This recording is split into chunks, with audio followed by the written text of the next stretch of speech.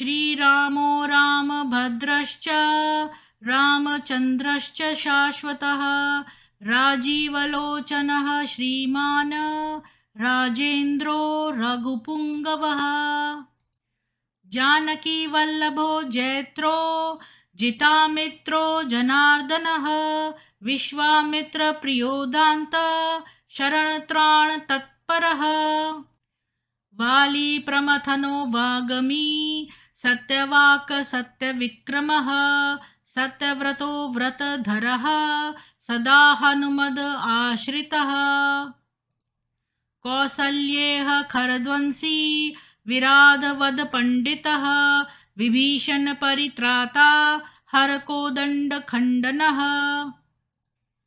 सप्तताल प्रभेत्ता च दशग्रीव शिरोहरः जामदग्नय महादर्प दलनस्ताटकान्तकः वेदान्तसारो वेदात्मा भवरोगस्य भेषजं दूषणत्रिशिरोहन्ता त्रिमूर्तिस्निगुणात्मकः त्रिविक्रमस्निलोकात्मा पुण्यचारित्रकीर्तनः त्रिलोकरक्षको धन्वी दण्डकारण्यकर्तनः अहल्याशापशमनः पितृभक्तो वरप्रदः जितेन्द्रियो जितक्रोधो जितामित्रो जगद्गुरुः ऋषिवानरसङ्घाती चित्रकूटसमाश्रयः जयन्त्रत्राणवरदः सुमित्रापुत्रसेवितः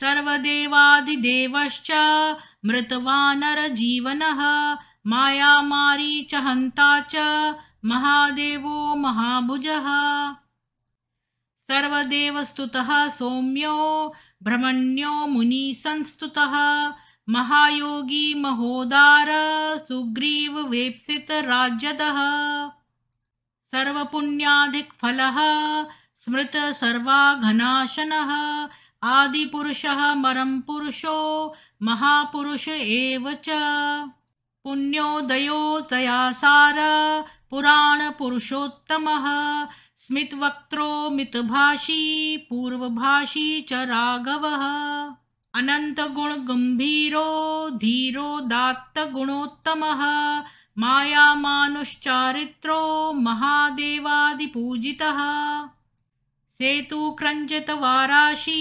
सर्वतीरथमयो हरि श्यामांग सुन्दरशूरः पीतवासा धनुर्धरः सर्वयज्ञाधिपो यज्वा जरामरणवर्जितः विभीषणप्रतिष्ठाता सर्वावगुणवर्जितः परमात्मा परब्रह्म सच्चिदानन्दविग्रहः परञ्ज्योति परन्धाम पराकाशः परात्परः परेशपारगपारः सर्वदेवात्मकपरः श्रीरामाष्टोत्तरशतं भवतापनिवारकं सम्पत्करं त्रिसन्ध्यासु पठतां भक्तिपूर्वकं रामाय रामभद्राय रामचन्द्राय वेधसे रघुनाथाय नाथाय सीताया पतये नमः।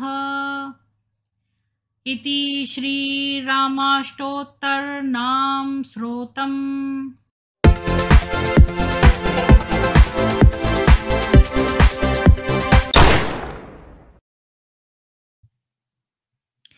सभी को सुप्रभात और जय श्री राम। आज हम वाल्मीकि कृत रामायण का युद्ध कांड का सर्ग 11 और 12 पढ़ेंगे, तो आपके साथ शेयर करती हूँ।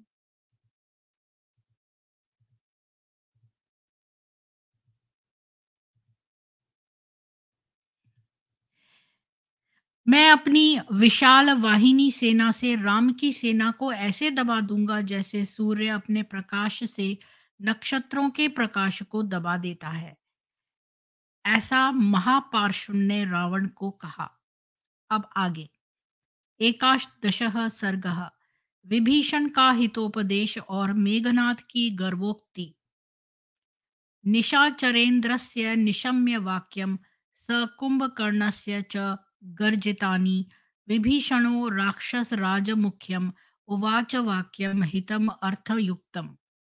राक्षसराज रावण की डींग और कुंभकर्ण के निरर्थक वचनों विभीषण ने रावण से कर्तव्य बोधक ये वचन कहे। व्रतो ही बहवंतर भोग राशि सृष्टांत विषः सुस्मतीक्ष्णद्रंष्टः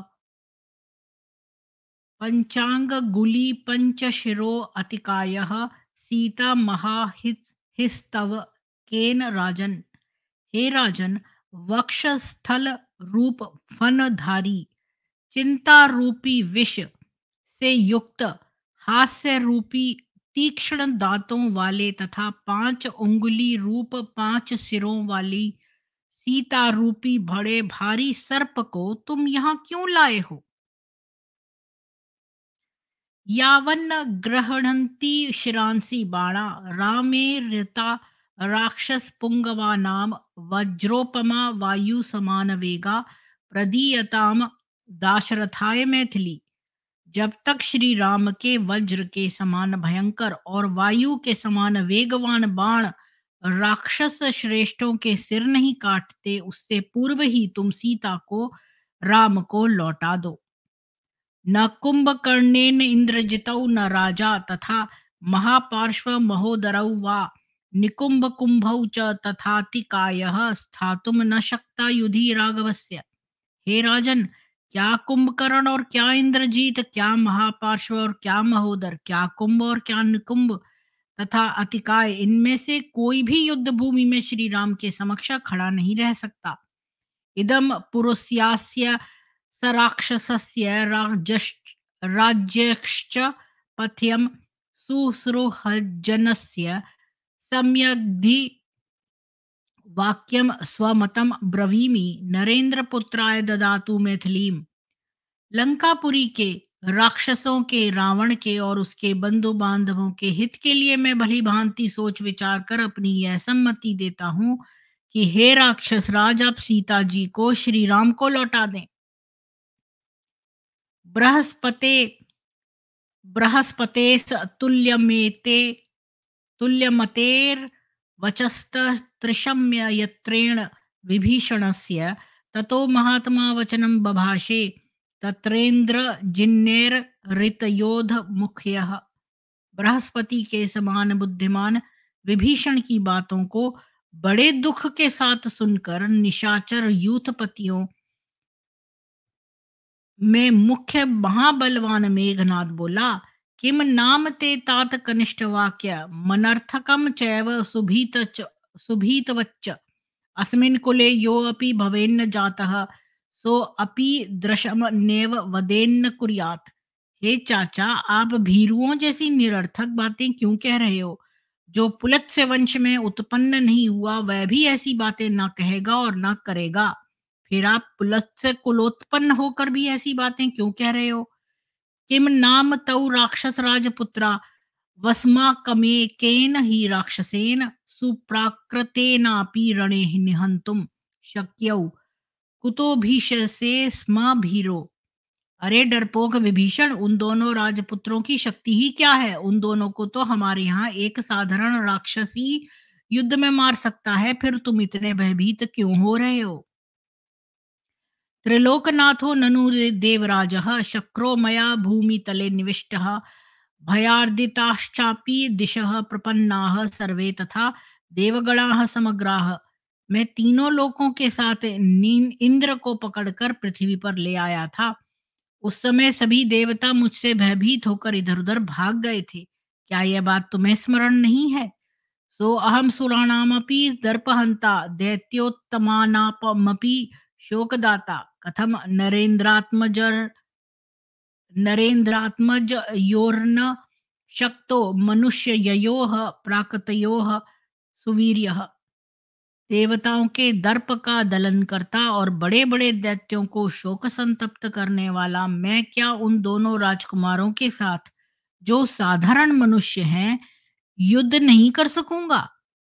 अथेन्द्र कल्पस्य दुरासदस्य महो जस जतस्तवचनम निशम्य ततो महार्थम वचनम बभाषे विभीषण शस्त्रभृताम वरिष्ठ। इंद्र के समान अजय एवं महातेजस्वी इंद्रजीत के इन वचनों को सुनकर धनुर्धारियों में श्रेष्ठ विभीषण ने गंभीर अर्थयुक्त ये वचन कहे। मूढ़ प्रगल्भो अविनयोपपन्न तीक्ष्ण स्वभावो अल्पमतिर्दुरात्मा मूर्खस्त्वमत्यंत सुदुर्मतिश्च त्वमिंद्रजिद बालयताया ब्रवीषि। हे इंद्रजीत, तू अत्यंत अविवेकी, ढीठ, क्रूर स्वभाव, कमकल, दुरात्मा, बिना सोचे समझे कार्य करने वाला, मूर्ख और अत्यंत दुर्बुद्धि है। तू बच्चों जैसी बातें करता है।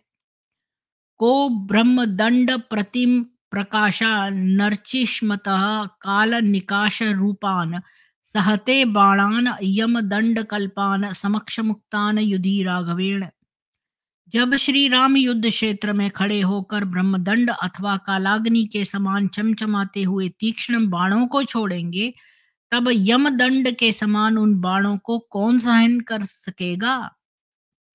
धनानि रत्नानि विभूषणानि वासांसि दिव्यानि मणिश्च चित्रान् सीताम च रामाय निवेद्य देवीम वसेम राजन्यः वीतशोकाः। हे राजन, आप धन, रत्न, आभूषण, उत्तम वस्त्र और रंग बिरंगी मणियों सहित सीता को, श्री राम को वापस कर दो, जिससे हम लोग आनंद पूर्वक इस लंकापुरी में निवास कर सकें। तो विभीषण ने जो है वो बहुत बहुत ही अच्छी बात कही, सुझाव दिया रावण को कि वो बहुत सारे अच्छे धन और आभूषण के साथ और कीमती वस्त्रों के साथ जो है वो सीता जी को विदा करें और उनको श्री राम को वापस कर दें, ताकि ये लोग चैन से रह सकें। द्वादश सर्ग। रावण का विभीषण को धिक्कारना और फटकारना। सुनिश्विष्टम हितम वाक्यम मुक्तवंतम विभीषणम अब्रवीत पुरुषम वाक्यम रावण कालचोदितः। जब धर्मात्मा विभीषण ने इस प्रकार के समयोचित अर्थयुक्त एवं हितकारी वचन कहे, तब काल से प्रेरित रावण ने विभीषण से ये अत्यंत कठोर वचन कहे। वसेत सह सपत्नेन क्रुद्ध नाशी विषेण वा न तो मिश्र प्रवादेन संवसेच्छ सेविना। भले ही मनुष्य शत्रु के साथ अथवा क्रुद्ध विषधर सर्प के साथ रह ले, परंतु शत्रु के पक्षपाती मित्र रूपी शत्रु के साथ कभी न रहे। जानामि शीलम जाति नाम सर्वलोकेषु राक्षस हृष्यन्ति व्यसनेष्वेत जाति जाति नाम जातयः सदा। हे राक्षस, मैं सब लोकों के जाति वालों के स्वभाव को अच्छी प्रकार जानता हूँ। जाति में जब एक के ऊपर आपत्ति आती है, तब दूसरे प्रसन्न होते हैं। विद्यते गोषु संपन्नम विद्यते ब्राह्मणे दमः विद्यते स्त्रीषु चापल्यम विद्यते जातितो भयम। जैसे गौओं में संपत्ति, ब्राह्मणों में इंद्रिय निग्रह और स्त्रियों में चपलता होती है, उसी प्रकार जाति वालों में सदा भय रहता है। ततो नेष्टमिदम असौम्य तदहम लोकसत्कृतः ऐश्वर्येणाभिजातश्च रिपूणाम मूर्धन च स्थितः। हे सौम्य, मैंने शत्रुओं को पराजित कर अतुल यश प्राप्त किया है। तीनों लोकों में मेरा सम्मान है और ऐश्वर्य से मैं भरपूर हूँ। मेरा यह उत्कर्ष तुम्हें अच्छा नहीं लगता। यथा पुष्कर पर्णेषु पतिस्तास्तोय बिंदवः न श्लेषमुपगच्छन्ति तथा अनार्येषु सौहृदम।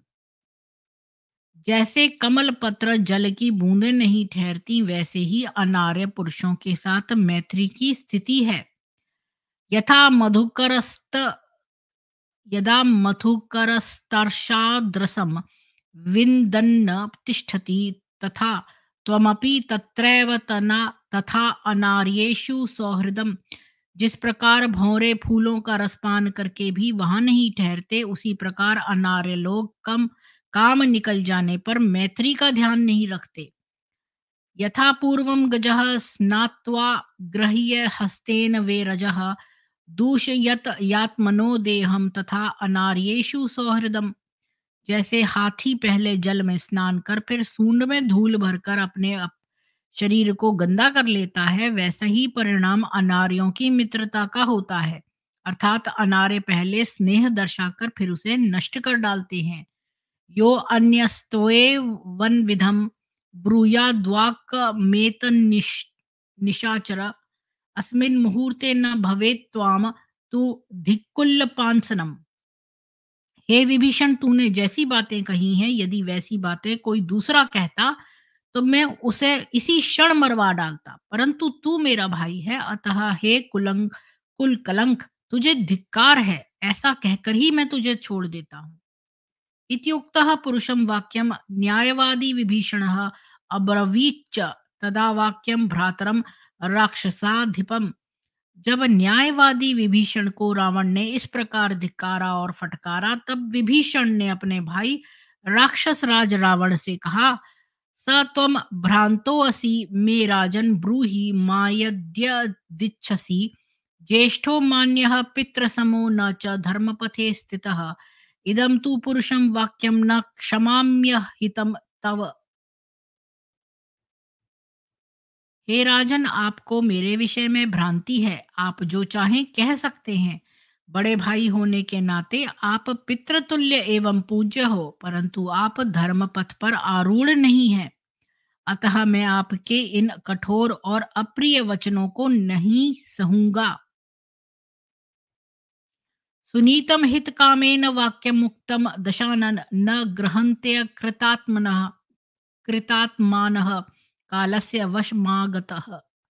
हे दशानन, मैंने आपकी हित कामना से सुनिश्चित रूप से आगे होने वाली विपत्ति बोधक बात कही थी, परंतु जिसके सिर पर काल सवार हो वे अनीतिज्ञ पुरुष ऐसी बातों को ग्रहण नहीं करते। सुलभाः पुरुषा राजन् सततं प्रियवादिनः अप्रियस्य तु पथ्यस्य वक्ता श्रोता च दुर्लभः। हे राजन, सदा चिकनी चुपड़ी बातें कहने वाले मनुष्य तो बहुत मिलते हैं, परंतु अप्रिय, हितकारी एवं न्याय युक्त बात कहने और सुनने वाले मनुष्य विरले ही होते हैं। बद्धं कालस्य पाशेन सर्वभूतापहारिणः न नश्यन्तमुपेक्षेयम् प्रदीप्तं शरणं यथा।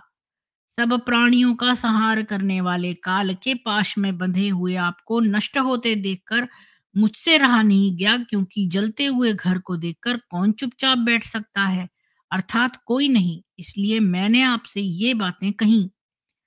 तन्मर्शयतु यच्चोक्तम गुरुत्वाद्वित मिच्छिता स्वस्ति ते अस्तु गमिष्यामि सुखी भव मया विना।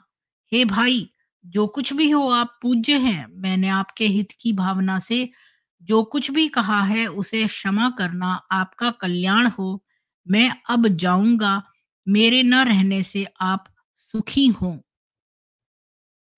तो यहीं पर हम इसको स्टॉप करते हैं आज के लिए।